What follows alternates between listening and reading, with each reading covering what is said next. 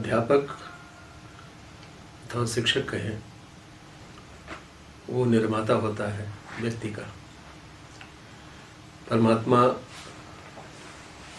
जिसे जन्म देता है उसकी अपनी एक आकृति होती है। वो आदमी की भी हो सकती है, पशु की भी हो सकती है, लेकिन उस आकृति में जो प्रकृति पहले से मौजूद है, उस प्रकृति को जो शरीर के लिए क्रियाशील करती है, अंगों को क्रियाशील करती है, पूरे शरीर को संचालित करती है, मन बुद्धि चित्त अहंकार को प्रभावित करती है, उस प्रकृति को एक रचनात्मक दिशा देना, व्यक्तित्व निर्माण के लिए अपेक्षित रास्ते पर चलने की प्रेरणा देना, मानवीय मूल्यों के प्रति सजग करना, उसके प्रति उनकी धारणा को पुष्ट करना, एक तरह से शिक्षक का दायित्व व्यक्ति के जीवन में माँ बाप से कहीं अधिक है।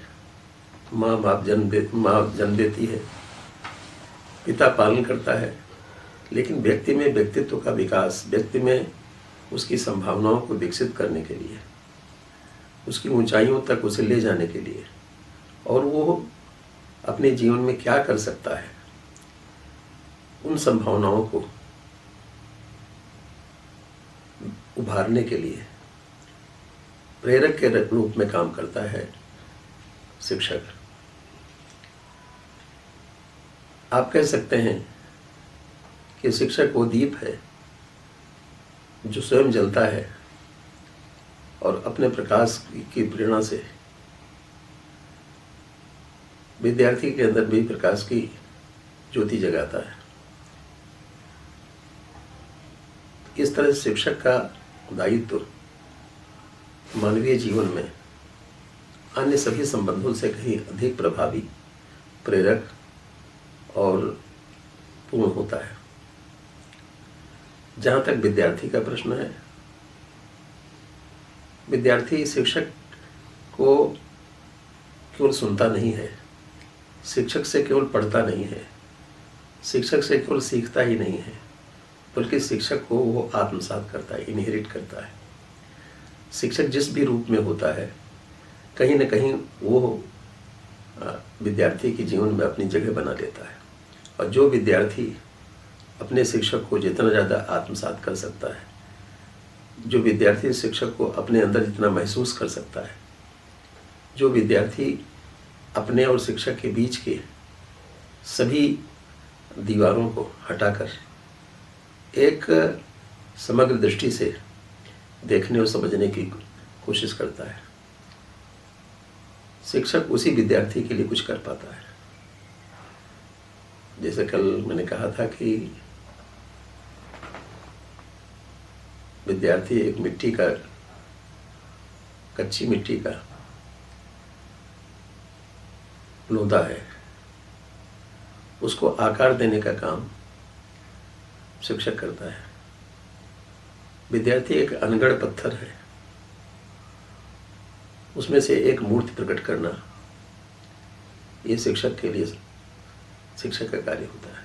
लेकिन तभी संभव होता है जब वो शिक्षक की कठोर छैनी को झेलने में संकोच नहीं करता। शिक्षक की कठोरता विद्यार्थी के लिए कभी कभी नहीं, हमेशा के लिए एक आवश्यक जरूरत है, क्योंकि अनुशासन से ही शासन बनता है। शासन और अनुशासन में अंतर यही होता है कि जब व्यक्ति अपने प्रति जिम्मेदार बनता है,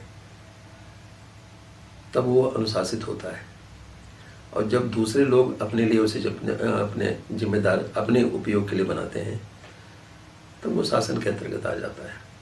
शासन की आवश्यकता ही उसे होती है जो अपने को संभाल न सके, लेकिन जो अपने को संभाल सके उसके लिए किसी शासन की आवश्यकता नहीं होती। और शिक्षक व्यक्ति को अनुशासन सिखाता है, अनुशासित रहने की प्रेरणा देता है। इसलिए शिक्षा के में अनुशासन का एक विशेष महत्व है। हमारे यहाँ इसीलिए कहा गया कि मातृदेवो भव, पितृदेवो भव, आचार्य देवो भव, अतिथि देवो भव। माता पिता, आचार्य और अतिथि जीवन के निर्माण के ये 4 अंग हैं। माता जन्म देती है, पिता पालन करता है, आचार्य दिशा देता है और हमारी दशा की परीक्षा। अतिथि में हम अपने को जब देखते हैं तो इस तरह से कह सकते हैं कि व्यक्ति के निर्माण में,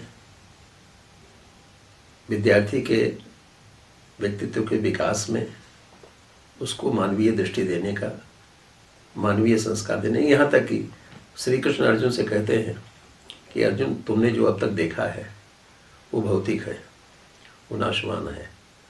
अगर तुम ईश्वरीय ऐश्वर्य को देखना चाहते हो, कण कण में व्याप्त ईश्वर को महसूस करना देखना चाहते हो, तो उसके लिए दृष्टि मैं देता हूँ तुम्हें, दिव्यम ददाम ते चक्षु। तो एक तरह से शिक्षक दृष्टि देता है, क्योंकि विद्यार्थी के पास जो दृष्टि होती है वो नितांत भौतिक होती है। वो ना दैवी प्रवृत्तियों को देख पाता है और ना आध्यात्मिक प्रवृत्तियों को देख पाता है। वो दृष्टि ही उसे मिलती है गुरु से, आचार्य से, शिक्षक से। तब वो वस्तु में, व्यक्ति में, परिस्थितियों में, हर एक में कहीं ना कहीं जीवन की संभावनाओं को देखता और समझता है। तो इसलिए शिक्षक और विद्यार्थी के बीच का संबंध, मैं कह सकता हूँ कि ईश्वर और जीव का संबंध जैसे होता है, प्रकृति और परमात्मा का जैसे संबंध होता है, करीब करीब वैसे ही होता है।